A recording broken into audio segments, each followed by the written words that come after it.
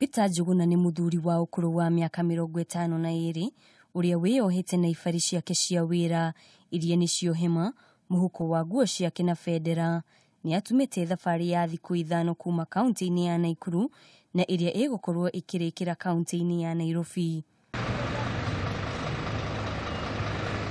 Njuguna ari na itanya ria gwetha uteithio kuuma kuri a Kenya uria ugukorwo uri kiguni kuri ciana iria ikinyitie miaka ya gukorwo thukuru na matire na uhoti.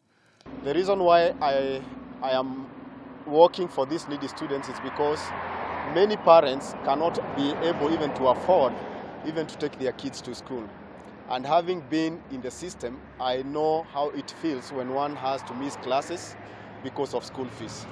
Aririta ya gatatu thutha wa miaka 3, Njuguna ari na kioneki ati ni egukorwo akiguna ciana nyingi makiria gukira miaka ya hau kabere kuhitukira mbeca iria egukorwo akiamukira kuuma kuri aria megukua ciana icio tha.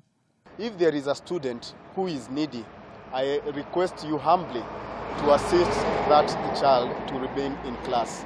I intend to do this work continuously every year until at a time when I cannot be able to do it anymore. This year I have with me about 50 students who are expecting to be assisted, and the only way you can be able maybe to assist them is by your contribution. I shy away from taking the money, but I request you to convert it into school fees.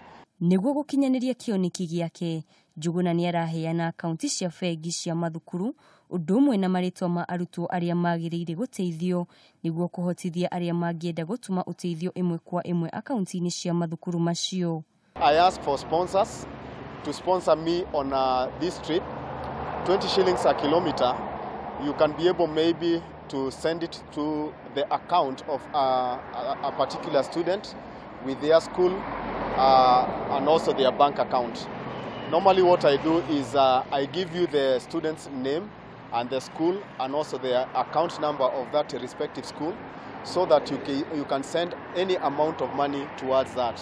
Njuguna arithiaga muigana wa gatagati ga kilomita 28 na 32 o muthenya na aritumaga thabari ciake muthenya ni undu wa ugitiri wake. Handu-ini ha Kameme TV, ritwa riakwa ni Wanjikũ wa Waweru.